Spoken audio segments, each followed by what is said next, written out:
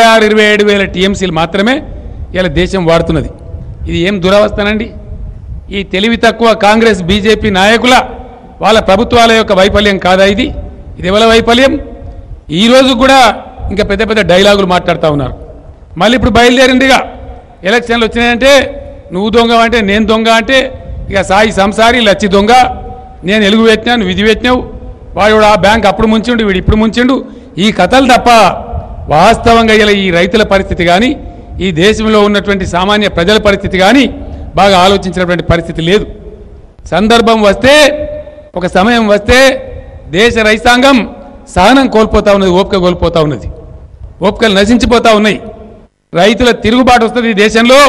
అటువంటి పరిస్థితే వస్తే దేశ రైతాంగానికి రేపు తెలంగాణ రాష్ట్ర రైతు సమన్వయ సమితిలే నాయకత్వం కూడా వహిస్తే అని చెప్పి నేను మనవి చేస్తూ ఉన్నా.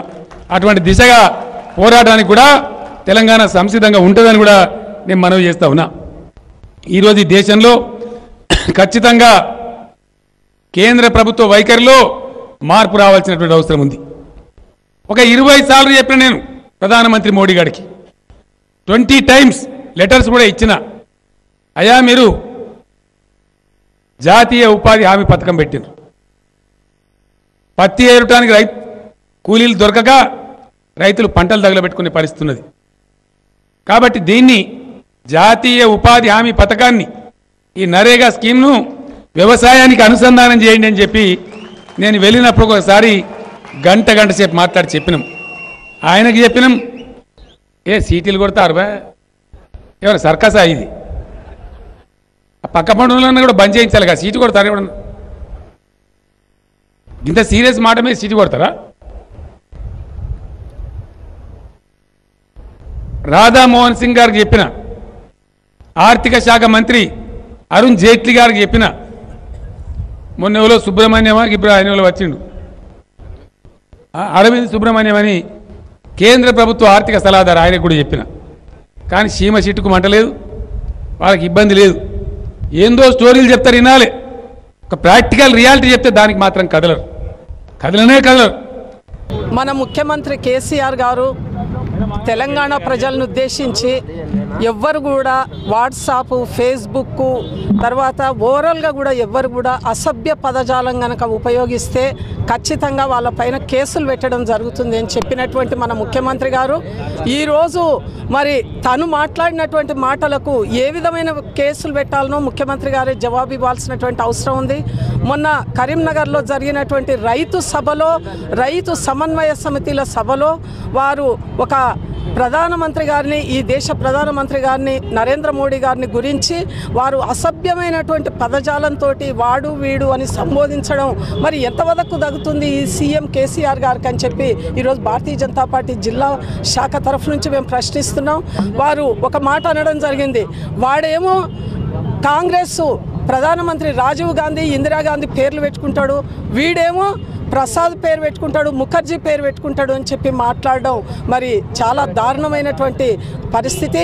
ఈ తెలంగాణ ప్రాంతంలో నువ్వు దొరల పరిపాలన చేస్తా, దొరల ఇదిగా మాట్లాడతా అంటే నడవదని చెప్పి ఈరోజు భారతీయ జనతా పార్టీ చెప్తుంది. ఈయన మాటలు ఏ విధమైనటువంటి అసభ్య పదజాలంతో మాట్లాడుతున్నాడో ఈరోజు తెలంగాణ ప్రాంత ప్రజలందరూ కూడా గమనిస్తున్నారు. మరి ఈరోజు ఆయన తెలంగాణ ప్రాంతంలో ఉన్నటువంటి 119 అసెంబ్లీ కాన్స్టిట్యున్సీస్లో ఆయన సర్వే చేయించుకున్నాడు.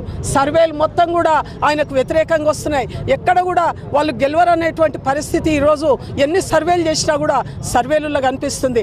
దాన్ని దృష్టిలో పెట్టుకొని ఆయన మతిస్థిమితం కోల్పోయిండు. ఆయనకి ఏం మాట్లాడాలనో అర్థం కావట్లేదు, ఏం చేయాలనో అర్థం కావట్లేదు. అర్థం కాక ఆయన ఈరోజు నోటికి వచ్చినటువంటి భాషను మాట్లాడుతున్నటువంటి ఘనత ఈరోజు కేసీఆర్ గారిది. ఇంకొక విషయం ఒక్కసారి చూసినట్లయితే అసెంబ్లీ సాక్షిగా ఆయన జయప్రకాష్ నారాయణ, లోక్ సత్తా అధినేత జయప్రకాష్ నారాయణ గారిని మరి ఆయన డ్రైవర్ తోటి కొట్టించినటువంటి ఘనత కూడా కేసీఆర్ గారిదే. మరి వాళ్ళ అల్లుడు హరీష్ రావు గారు కూడా ఏపీ భవన్ సమైక్య ఆంధ్రప్రదేశ్ ఉన్నప్పుడు ఏపీ భవన్ దగ్గర అక్కడ ఆంధ్రప్రదేశ్ గెస్ట్ హౌస్ దగ్గర ఢిల్లీలో అక్కడ ఉన్నటువంటి ఉద్యోగ నిర్వహణ చేస్తున్నటువంటి ఒక సెక్రటరీని కూడా ఈయన చెంపబెట్టి కొట్టినటువంటి సంఘటన మరి హరీష్ రావు గారిది. ఈరోజు వాళ్ళ కుటుంబ సభ్యులకు అంటే వాళ్ళకు అనుకూలంగా రిపోర్ట్ వస్తే ఏం ప్రాబ్లం ఉండదు, వాళ్ళకు వ్యతిరేక పవనాలు ఎప్పుడైతే వీస్తుంటే వాళ్ళు రోడ్ల మీద పడి వాడు వీడు అని తిట్టడం ఎంతవరకు సబబని చెప్పి ఈరోజు భారతీయ జనతా పార్టీ ప్రశ్నిస్తుంది. ఆయన చెప్తున్నాడు రైతు సమన్వయ సమితిలు నేను ఎకరాకి 4,000 ఇస్తా అని చెప్తున్నాడు.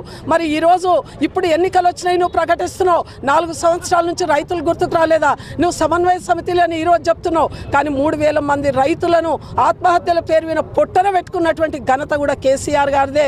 ఒక్కసారి ఒళ్ళు దగ్గర ఉంచుకోవాల్సినటువంటి అవసరం ఉంది. ఆయన అవాకులు చవాకులు పేలితే బాగుండదు. ఆయనకు ఒకటే విషయం మేము భారతీయ జనతా పార్టీ స్పష్టం చేస్తుంది, నీ నోటి నుంచి మాట వెళ్ళిన మరుక్షణం నుంచి ఈరోజు ఈ తెలంగాణ ప్రాంత ప్రజలు ఏ విధంగా మరి నీ వైపు మరి ఒక్కసారి తిరోగమన దిశలో నీ ప్రయాణం స్టార్ట్ అయ్యింది. ఈ తిరోగమనం ఇంకా మున్ముందుకు వెళ్ళేటువంటి అవకాశం ఉంది. కాబట్టి నీ నోరు నువ్వు జాగ్రత్త పెట్టుకోవాల్సినటువంటి అవసరం ఉంది. మోడీ గారు ఇచ్చే పథకాలన్నీ పేరు మార్చి తన పేరు పట్టుకొని మరి ఈరోజు ఈ విధంగా తెలంగాణ ప్రజలను మోసం చేస్తున్నాడు. తెలంగాణ ప్రజలందరూ కూడా ఈ విషయాలన్నీ గమనిస్తున్నారు. ఖచ్చితంగా మరి వచ్చే ఎన్నికల్లో ఈ తెలంగాణ రాష్ట్ర ప్రభుత్వానికి ప్రజలు ఖచ్చితంగా బుద్ధి చెప్తారని చెప్పి భారతీయ జనతా పార్టీ తీవ్రంగా మరి ఖండిస్తూ మరీ చెప్తుంది. ఏంటండి వీడియో నచ్చిందా? అయితే ఓ లైక్ వేసుకోండి, లేదంటే ఓ కామెంట్ చేయండి. ఎప్పటికప్పుడు మా వీడియోస్ చూడాలంటే సబ్స్క్రైబ్ చేసుకోండి.